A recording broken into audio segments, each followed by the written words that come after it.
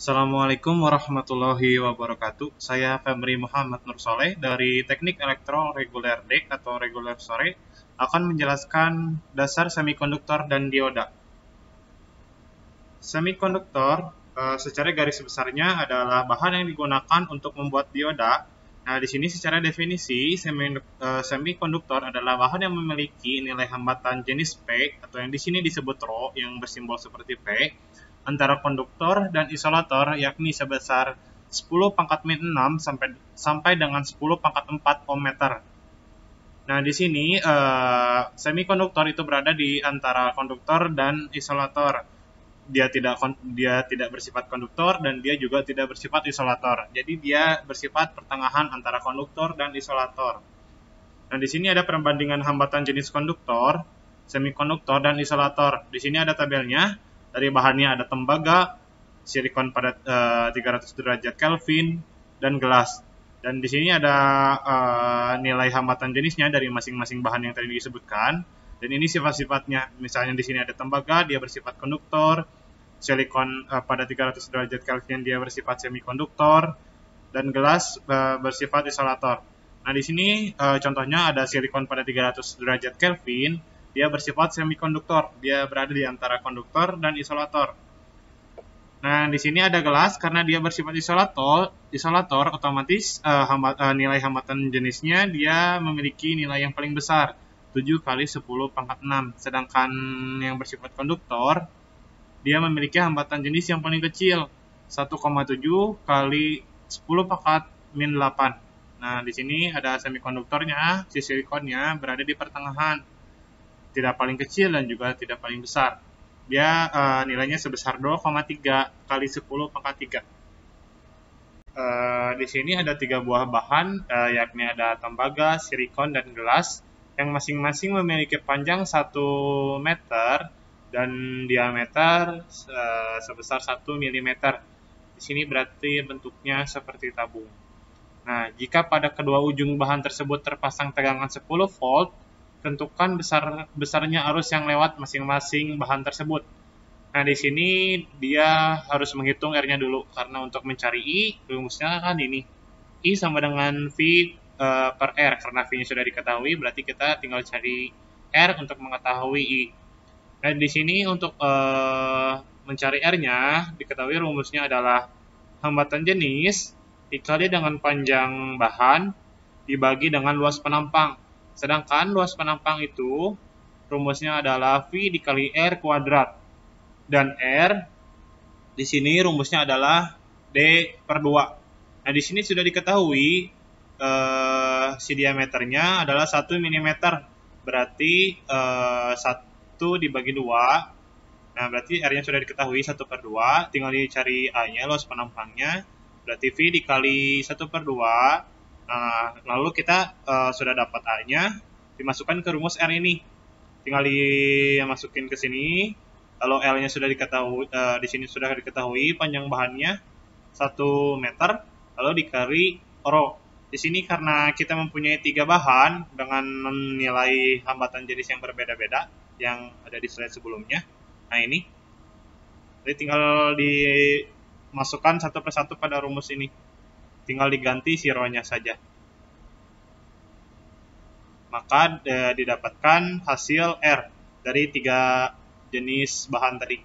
Tembaga, silikon pada 300 derajat Kelvin, dan gelas. Nah, setelah tadi sudah menghitung I, karena V-nya sudah diketahui 10, maka didapatkan hasil berikut. Di sini terlihat arus yang terbesar ada pada tembaga karena dia bersifat konduktor, otomatis arus yang mengalir lebih besar dibandingkan yang lainnya. Dan yang paling kecil di sini ada gelas. Dia arus yang mengalirnya yang paling kecil karena dia bersifat isolator. Dan silikon di sini berada di pertengahan. Karena di tembaga memiliki nilai hambatan jenis yang paling kecil, otomatis arus yang mengalir akan lebih besar dibandingkan yang lain. Begitu pula gelas, karena dia memiliki nilai hambatan yang paling besar, otomatis dia memiliki nilai arus yang paling kecil. Nah, di sini harus kita perhatikan arus yang mengalir pada bahan-bahan tersebut. Dari yang terbesar adalah pada konduktor yang ini, karena hambatan jenis pada tembaga dia memiliki nilai yang kecil. Di sini ada semikonduktor, silikon, dan isolator gelas. Nah, sudah tadi saya jelaskan sebelumnya karena di sini gelas memiliki hambatan jenis yang nilainya paling besar dibandingkan 3 yang lainnya. Nah, di sini sekarang ada bahan-bahan semikonduktor. Yang pertama di sini ada trivalen, logam-logam yang memiliki atom-atom dengan jumlah elektron terluar 3 buah seperti boron, gallium, dan indium. Lalu di sini ada tetravalen, yaitu logam-logam yang memiliki atom-atom dengan jumlah elektron terluar 4 buah. Contohnya seperti silikon dan germanium.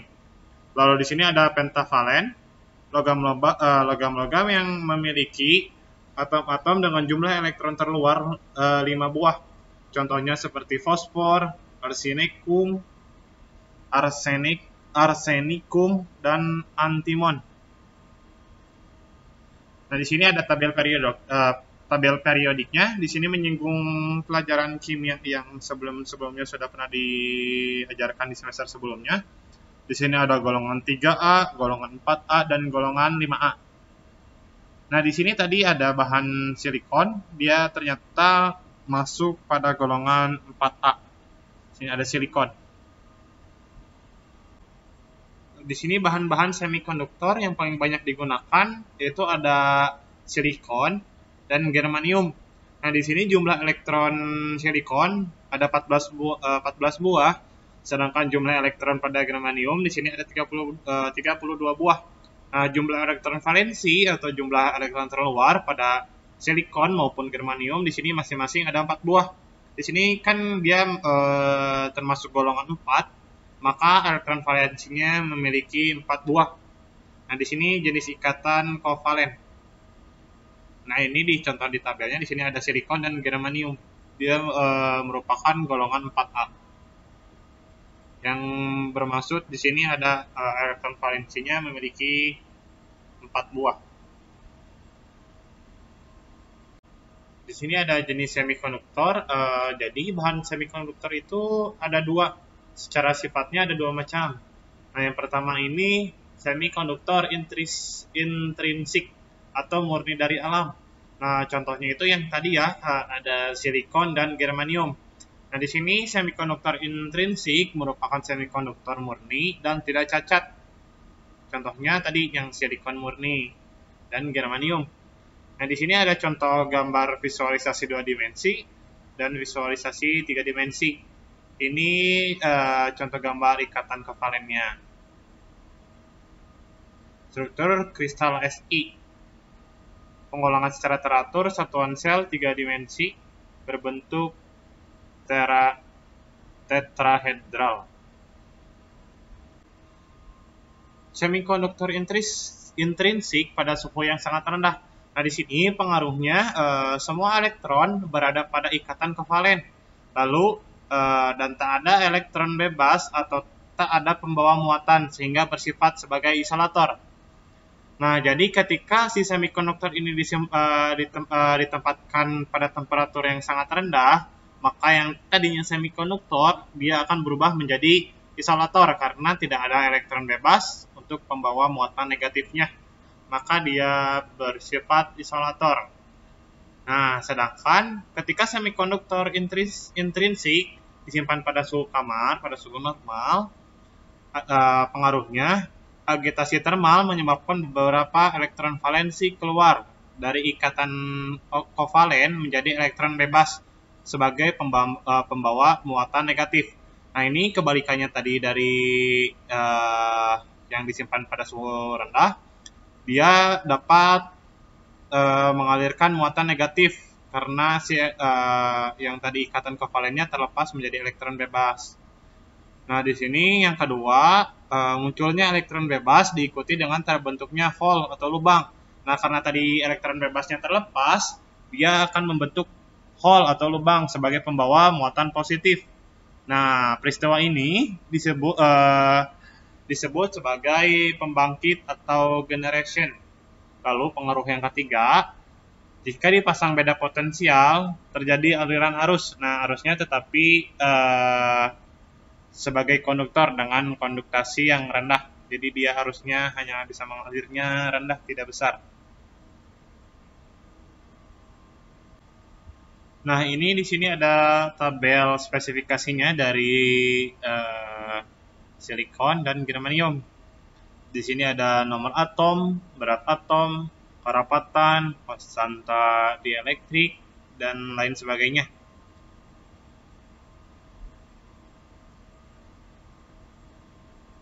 Nah, di sini pembawa muatan pada semikonduktor intrinsik berarti dia pada saat disimpan pada suhu kamar ya.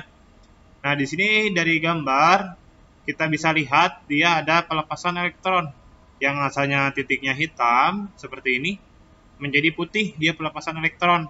Nah, yang titik putih ini dia berarti terjadinya peristiwa Hall atau lubang. Nah, ini dia akan beregenerasi diisi dengan muatan positif. Nah, ini keadaan terdahulu, ini setelah keadaan kemudian.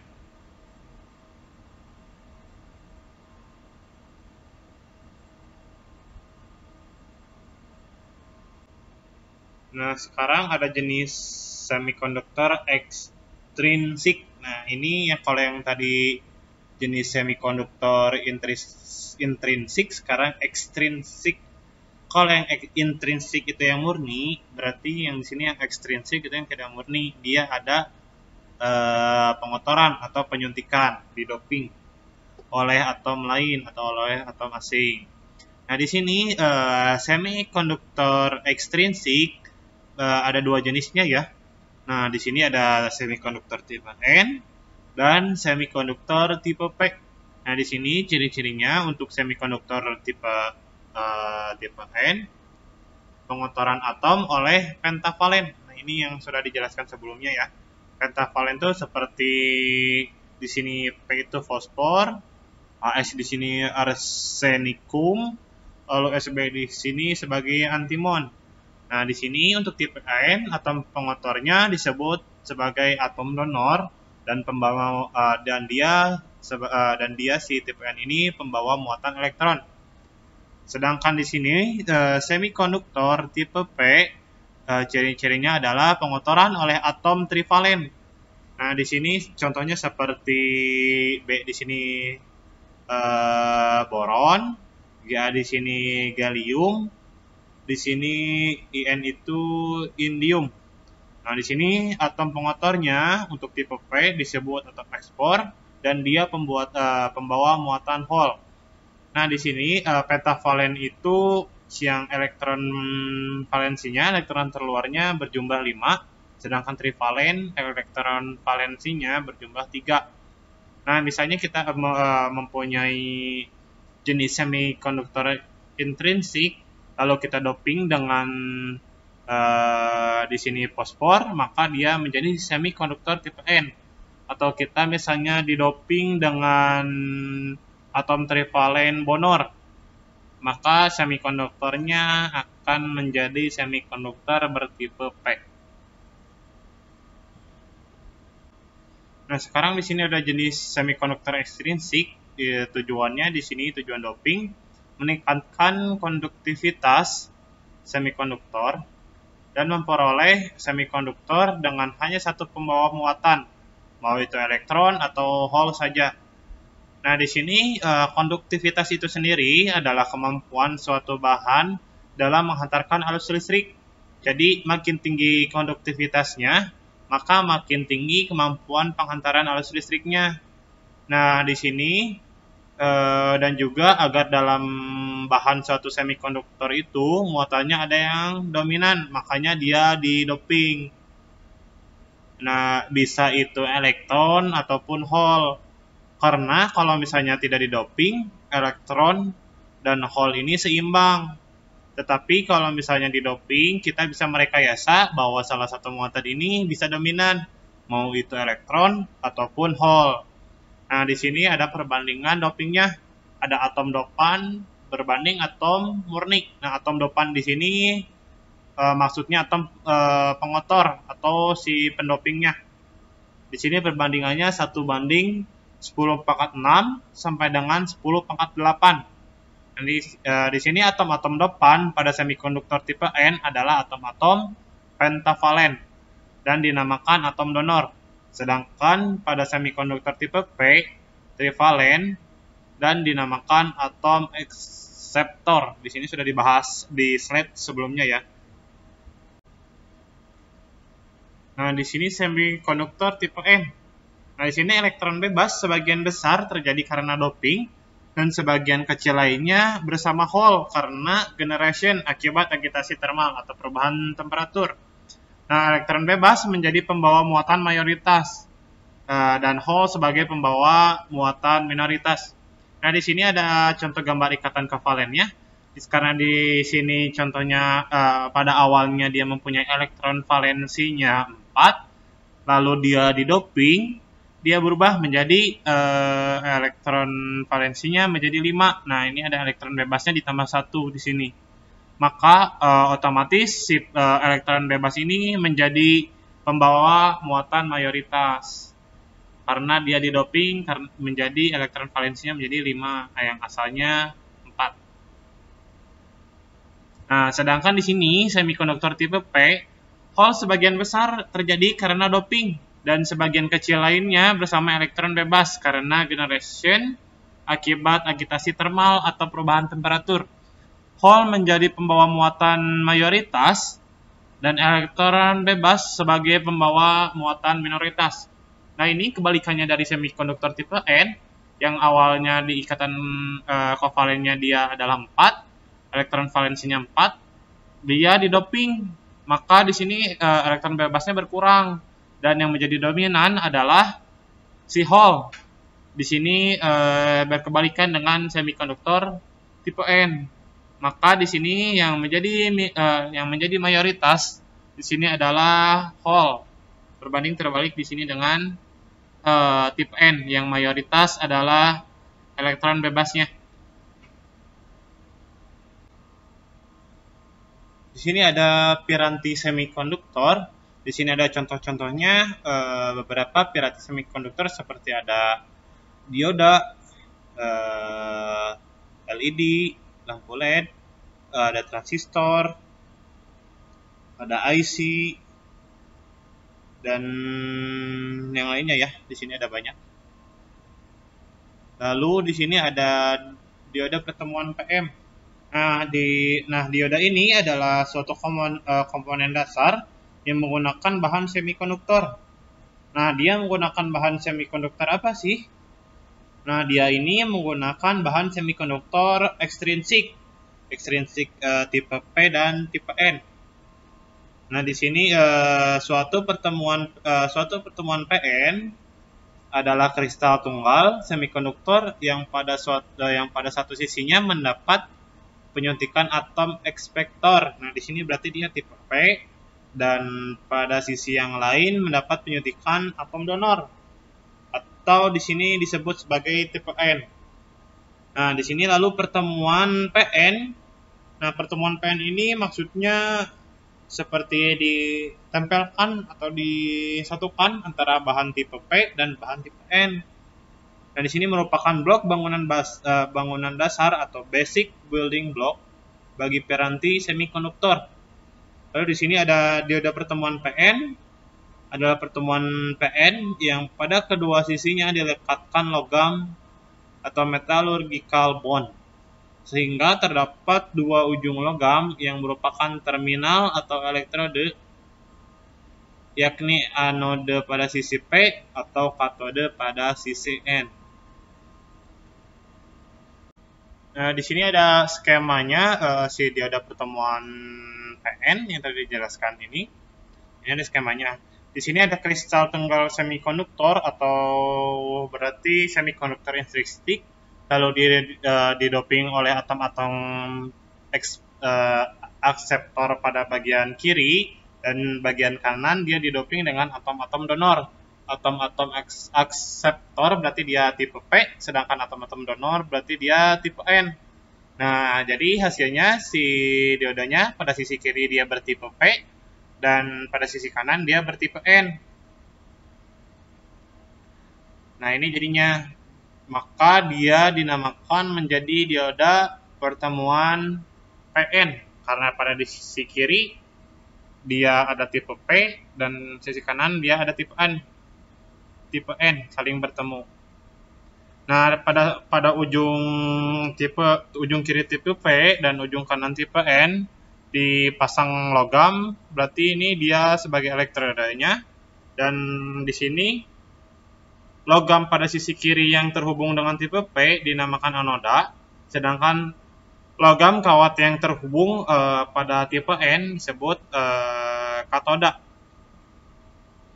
Nah, ini contoh gambarnya.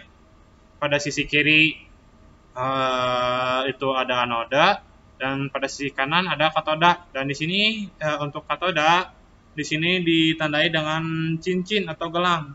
Biasanya dia jaraknya lebih pendek.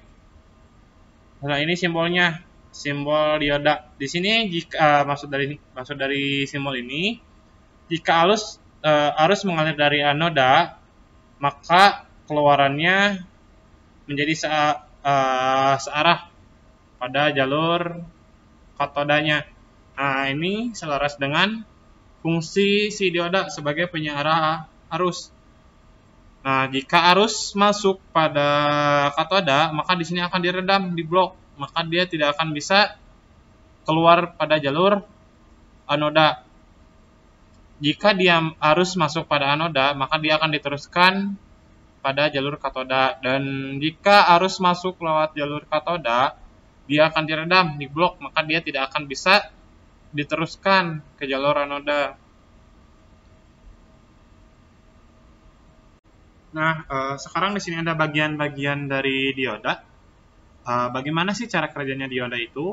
Nah, di sini ada dua bagian ya. Di sini ada tipe P dan di sini tipe N. Nah, di sini ketika dua bagian ini tipe P dan tipe N dipertemukan, maka timbullah lapisan pengosong atau bisa disebut juga sebagai bidang pertemuan. Nah, di sini di tipe P di sini didominasi atau di mayoritas oleh ion-ion negatif karena dia kekurangan elektron. Maka tipe P ini biasa disebut dengan muatan negatif yang didominasi dengan atom Hall atau muatan Hall. Nah, pada bagian kanan di sini adalah tipe N. Dia didominasi atau memiliki atom-atom yang lebih banyak daripada atom Hall atau atom negatif. Maka di sini tipe N disebut sebagai ion positif, sedangkan yang tadi tipe P disebut sebagai ion negatif. Nah, di sini pada jenis atau tipe N ini dia memiliki banyak ion donor atau ion positif. Sedangkan di sini untuk tipe P dia dominan atau mayoritas memiliki ion akseptor atau bisa kita sebut sebagai ion negatif. Maka di sini jenis tipe P ini memiliki muatan Hall, sedangkan tipe N ini memiliki banyak muatan elektron. Nah, sekarang pertemuan PN terbuka. Lapisan pengosongan. Yang pertama, saat P dan N dipertemukan, terjadi difusi elektron ke arah P dan difusi hole ke arah N. Nah, ini menimbulkan arus difusi ke arah kanan. Nah, kita kembali lagi, kita lihat di sini.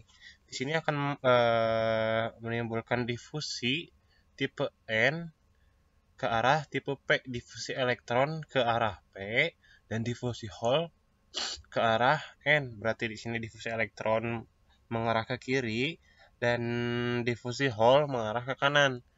Dan ini yang harus diperhatikan kita pada pembelajaran berhubungan dengan fisika di semester sebelumnya.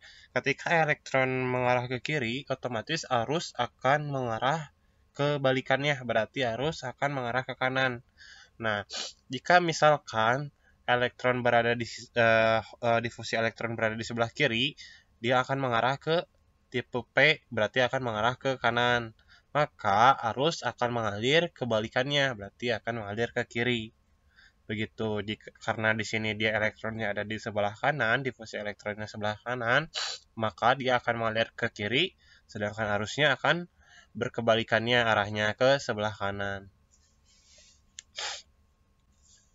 Nah, yang selanjutnya terjadi rekomendasi atau penggabungan di sekitar bidang pertemuan, sehingga elektron dan hole lenyap.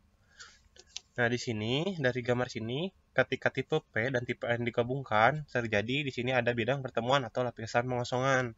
Nah, ketika hole di sini dan elektron bertemu, nah ini hole di sini akan terisi oleh elektron, sehingga muatan ini terjadi pengosongan atau lenyap. Ketika si hole ini diisi oleh elektron, maka muatannya lenyap sesuai dengan keterangan di sini. Bidang pertemuan sehingga elektron dan hole lenyap. Maksudnya lenyap di sini karena elektron hole karena si hole ini akan diisi oleh elektron sehingga ini akan lenyap. Dan di sini bisa disebut dengan daerah atau bidang pengosongan karena sudah tidak ada pembawa lagi muatan karena sudah diisi oleh elektron si hole. Nah, di sini ada tegangan penghalang. Di sini lenyapnya elektron meninggalkan ion donor atau plus dan lenyapnya hole meninggalkan ion akseptor. Nah, karena tadi di sini ada terjadi rekomendasi, maka si elektron ini akan menjadi ion donor, sedangkan tadi hole di sini akan berubah menjadi ion akseptor karena terjadinya rekomendasi tadi. Nah, lalu di sini adanya ion positif dan negatif menyebabkan adanya medan listrik sehingga ada tegangan. Disebut tegangan kontak atau tegangan penghalang atau barir potensial menimbulkan arus drift ke kiri. Nah, di sini kan ketika tadi terjadi rekomendasi maka muncul ion-ion. Tadi hole berubah menjadi ion akseptor, sedangkan tadi elektron berubah menjadi elektron. Nah, ketika ion ini bertemu akan terjadi medan listrik. Nah, medan listrik tersebut akan berubah menjadi tegangan potensial. Nah, karena terjadinya adanya ion positif dan ion negatif. Nah, di sini arus driftnya akan mengarah ke kiri atau ke tipe P. Nah, di sini karena pertemuan PN ini terbuka, maka akan ada kesetimbangan antara arus drift dan arus difusi. Karena tadi arus driftnya ke kiri, sedangkan arus difusinya ke kanan, nah itu akan terjadi kesetimbangan karena adanya arus yang ke kiri dan ke kanan.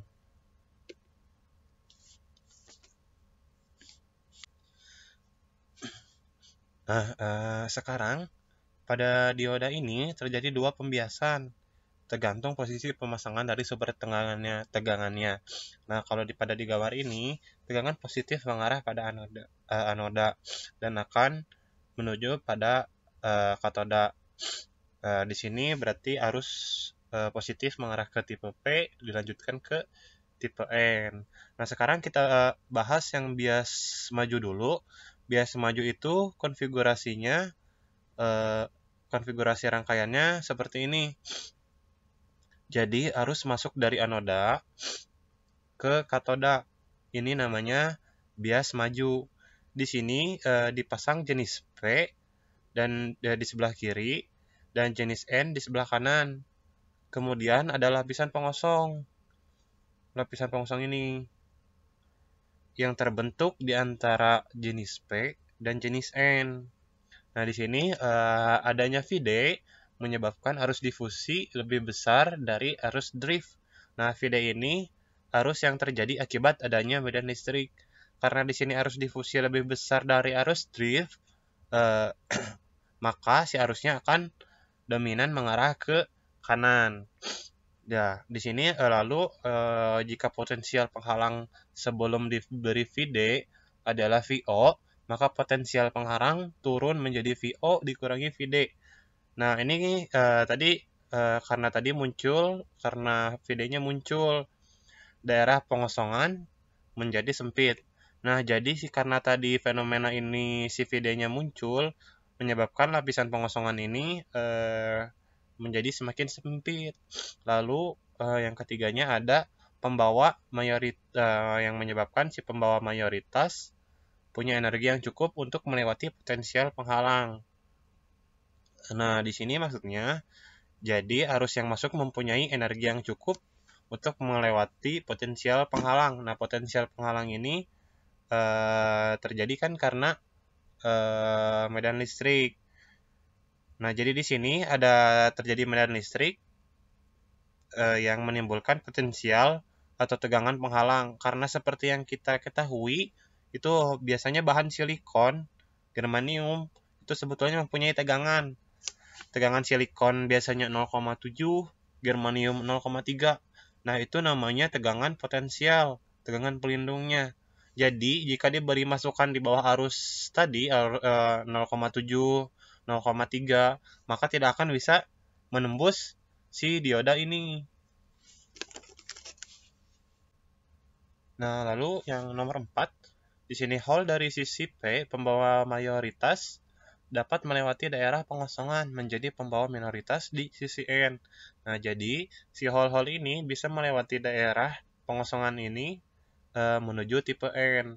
Karena tadi si lapisan pengosongannya menjadi menyempit.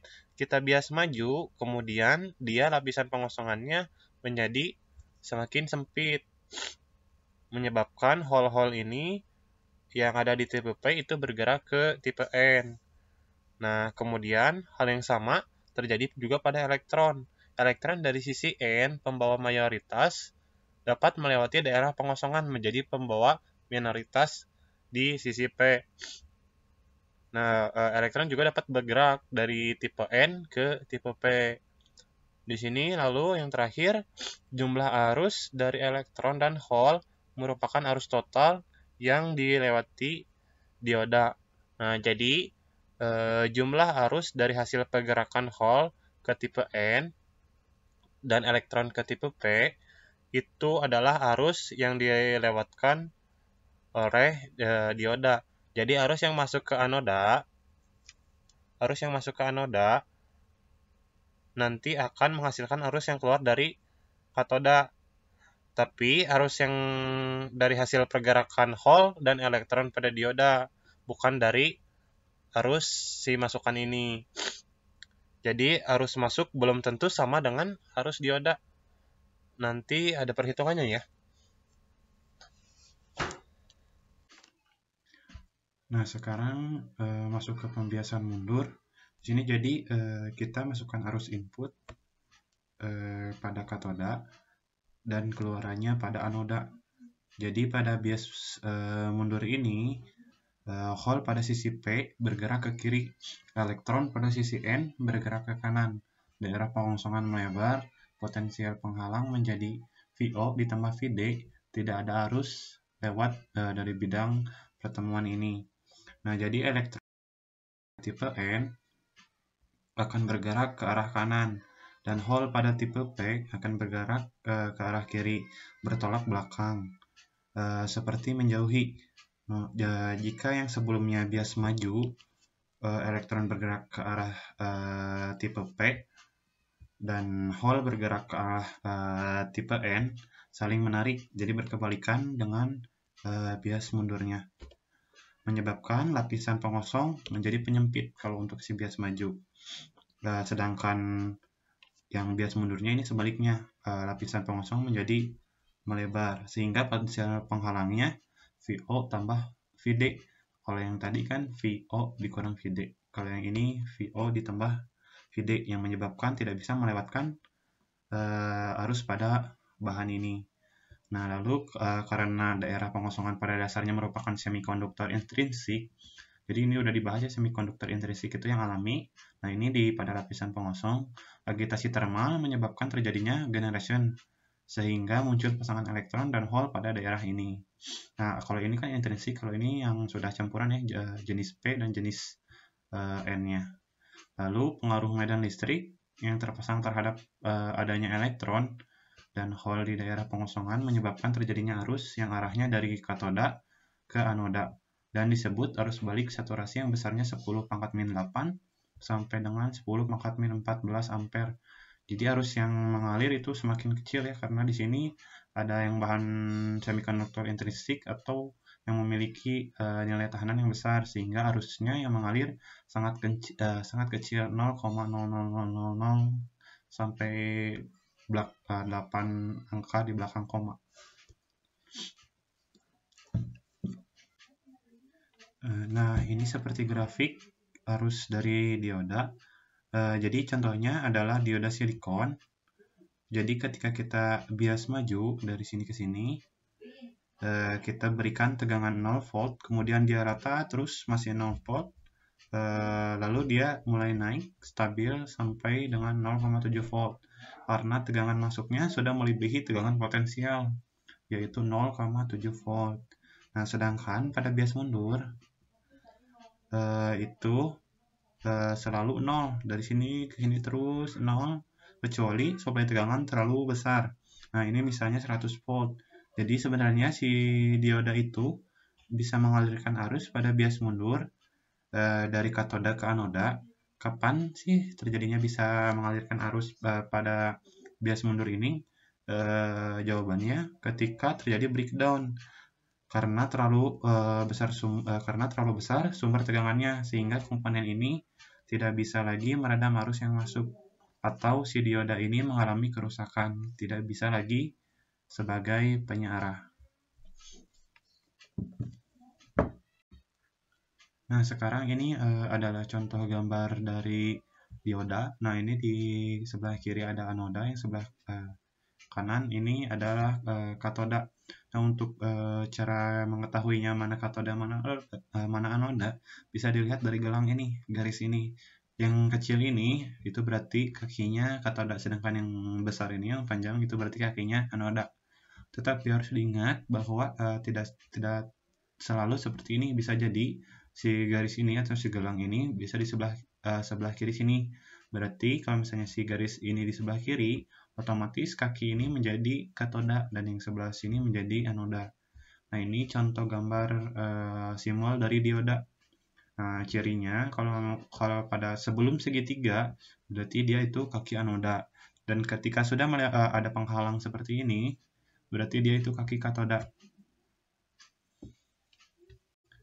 Nah, ini ada jenis-jenis dioda, tetapi kita tidak akan membahas semua jenis dioda. Tapi di sini ada contoh-contohnya jenis-jenis diodanya. Di sini ada junction dioda, Zener dioda, tunnel dioda, Schottky dioda, ada juga LED, triac, diac, dan lain sebagainya. Nah, lalu di sini ada jenis dan penggunaannya. Dioda silikon untuk penyearah arus, pengaman, tegangan kejut. Dan sini ada tipe-tipe atau kode dioda silikonnya. Nah, lalu yang kedua ada dioda Zener untuk pengatur tegangan. Nah, di sini dioda Zener bukan hanya sebagai penyearah, tetapi dia bisa juga sebagai pengatur tegangan. Di sini ada yang 6,2 volt, ada yang Zener 3,2 volt. Nah, lalu yang ketiga dioda bridge. Nah, ini untuk penyearah gelombang penuh pada rangkaian catu daya. Nah, ini kodenya ya atau tipenya. Di sini kiprox pada kendaraan bermotor. Lalu yang keempat di sini ada lampu LED atau lampu LED, light emitting dioda sebagai lampu indikator. Konsumsi arusnya rendah, hanya 5 mA. Nah, sekarang masuk ke rangkaian dioda. Nah, dari gambar ini dengan menggunakan perhitungan hukum tegangan Kirchhoff, diperoleh rumus tegangan sama dengan tegangan input dikurangi arus dikali resistansi beban atau tahanan beban. Karena ada dua variabel yang belum diketahui nilainya, yaitu V dan I, diperlukan satu petunjuk lagi, yaitu karakteristik dioda. Nah, di sini ada gambar grafiknya. Nah, ini garis beban melewati titik I sama dengan 0. Titik potong V adalah V sama dengan tegangan input. Lalu dan V sama dengan 0 jika titik potong adalah I sama dengan tegangan input dibagi dengan tahanan beban atau resistansi beban. Nah, ini garis ini, kurva yang ke atas ini berarti dia sedang bias maju. Nah, pada titik ini berarti arus saturasi ketika rumusnya adalah tegangan input dibagi resistansi beban. Nah, lalu pada titik ini berarti si dioda berfungsi sebagai penyarah. Nah, rumusnya adalah I sama dengan tegangan input di minus arus dikali tegangan resistansi beban. Nah, lalu ini jika I sama dengan 0, maka si V input, tegangan input, harus sama dengan V yang di sini. Maka ini untuk si arus sama dengan 0. Nah, ini gambar kurva karakteristik dinamis. Hubungan arus terhadap tegangan masukan atau VI bervariasi disebut karakteristik dinamis. Garing garis beban adalah tetap karena resistansi beban RL tetap. Nah, ini contoh kurvanya, dia berarti bias maju ya. Nah, ini misalkan si tegangan inputnya bervariasi, itu maksudnya di sini. Ketika tegangannya VI, maka ini garisnya seperti ini, garis bebannya. Lalu ketika misalnya si tegangannya dinaikkan atau di sini V aksen, maka garisnya seperti ini, jadi akan bervariasi. Nah, lalu di sini ada model dioda atau si pendekatan pertama dioda ideal. Sekarang kita akan membahas model sistematisnya atau model diodanya. Jadi dioda itu yang dianalisisnya adalah berapa arus pada diodanya. Sudah dijelaskan sebelumnya bahwa arus input yang masuk pada anoda dan keluar pada katoda bukan lagi arus masuk, tetapi arus dioda, arus yang dihasilkan dari diodanya. Jadi belum tentu misalkan arus inputnya 2 ampere, arus keluarannya jadi 2 ampere juga. Bisa mengalami perubahan si arusnya. Nah, cara permodelan matematisnya yang pertama menggunakan pendekatan pertama yaitu dioda ideal. Nah, di sini pada keadaan forward bias, ini maksudnya bias maju, dioda dianggap sebagai saklar tertutup karena hambatan pada dioda dianggap bernilai 0. Nah, pada gambar sebelumnya, gambar ini pada forward bias atau bias maju, pada lapisan pengosong ini sifatnya seperti semikonduktor murni atau memiliki bahan yang memiliki nilai hambatan. Tetapi jika dia dianggap ideal, maka dia tidak memiliki nilai resistansi. Jadi dianggap seperti saklar tertutup. Nah, ini contohnya si forward bias atau bias maju seperti saklar tertutup. Jadi arus masuk sama dengan arus keluar. Itu yang ideal, yang bagus. Tapi permasalahannya di kenyataan dioda ideal seperti ini tidak ada. Jadi kondisi ideal itu bias maju seperti saklar tertutup. Nah, lalu yang kedua, pada keadaan reverse bias, maksudnya bias mundur, dioda dianggap sebagai saklar terbuka karena hambatan pada dioda dianggap bernilai tak terhingga. Nah, jadi dia tidak mengalirkan arus. Nah, ini seperti saklar terbuka. Jadi ketika arus masuk, dia tidak bisa mengalir karena saklarnya terbuka. Nah, ini contoh gambar pendekatannya.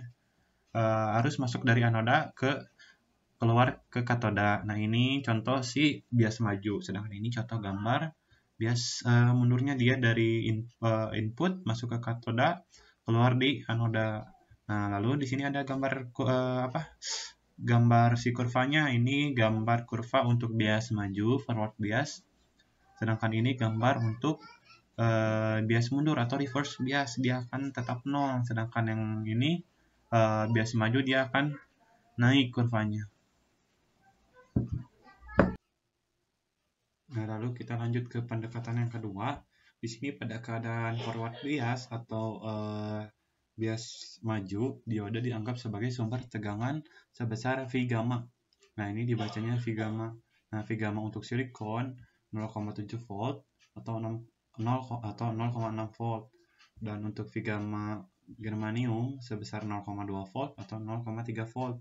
Seperti yang sudah saya jelaskan di awal, pada dioda ini, pada fenomena elektron dan hole, bahwa pada lapisan pengosong akibat terjadinya rekombinasi antara elektron dan hole menyebabkan memisahkan ion positif dan ion negatif.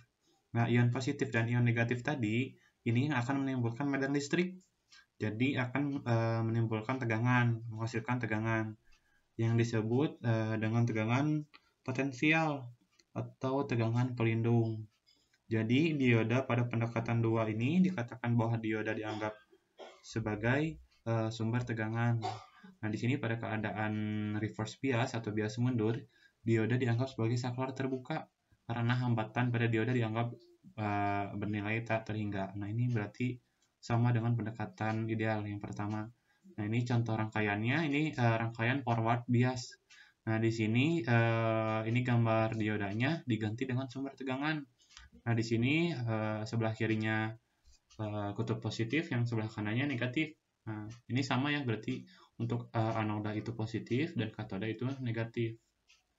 Nah, ini gambar rangkaian reverse biasnya atau bias mundurnya.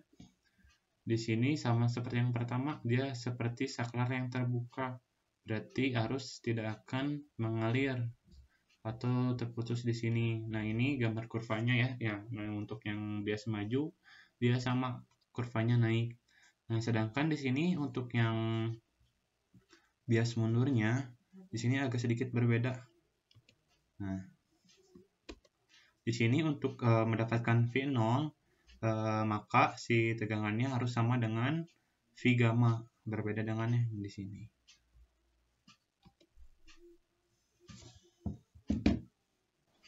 Nah, sekarang yang pendekatan ketiga, ini pendekatan yang paling sesuai dengan kenyataan ya. Di sini pada keadaan forward bias atau bias maju, dioda dianggap sebagai sumber tegangan sebesar V gamma. Di sini V gamma-nya untuk silikon sama dengan 0,7 volt atau 0,6 volt. Dan V gamma untuk germanium sama dengan 0,2 volt atau 0,3 volt dengan resistansi forward atau RF yang dipasang secara seri. Nah, di sini misalkan di rangkaian bias majunya, dioda ini dianggap sebagai sumber tegangan yang dihubungkan seri dengan resistansi. Nah, ini di sini. Resistansi forward RF yang terpasang secara seri. Nah, jadi si dioda ini untuk si bias maju itu dianggap sebagai sumber tegangan yang dihubungkan dengan resistansi secara seri. Nah, ini untuk si kurvanya ini masih sama dengan sebelum-sebelumnya ya. Nah, yang kedua, pada keadaan reverse bias atau bias mundur, dioda dianggap sebagai resistansi reverse. Nah, ini contoh rangkaiannya, si dioda ini dianggap sebagai resistansi. Nah, ini berbeda dengan yang sebelumnya. Kalau yang sebelumnya yang pendekatan ke-1 dan kedua sebagai saklar yang terbuka, kalau pada pendekatan ketiga ini sebagai resistansi. Nah, sekarang di yang terakhir, contoh soalnya, perhatikan rangkaian dioda di samping ini, gambarkan rangkaian pengganti dan rangkaian ekivalen, dan hitung besarnya tegangan dan arus dioda menggunakan pendekatan 1, pendekatan 2, dan pendekatan 3. Nah, ini contoh soalnya. Jawabannya jawaban dari rangkaian pendekatan 1, pendekatan 2, pendekatan 3. Nah, di sini pada pendekatan 1 kan sudah disebutkan bahwa si dioda ini sebagai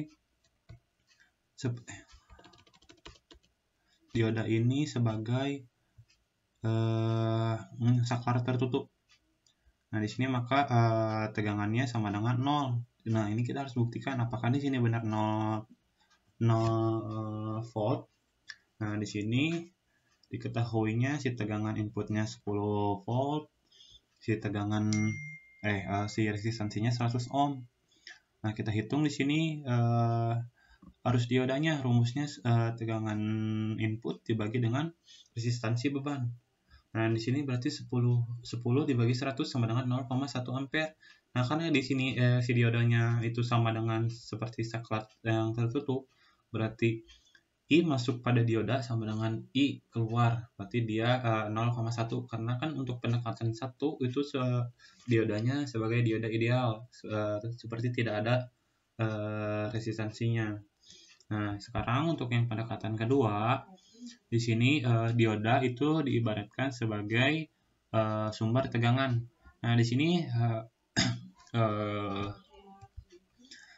tegangan inputnya di sini positif ke arah ke anoda. Karena anodanya juga berarti kaki positif, maka si tegangannya akan bertabrakan, maka dikurang di sini di rumusnya tegangan input dikurangi dengan tegangan gamma.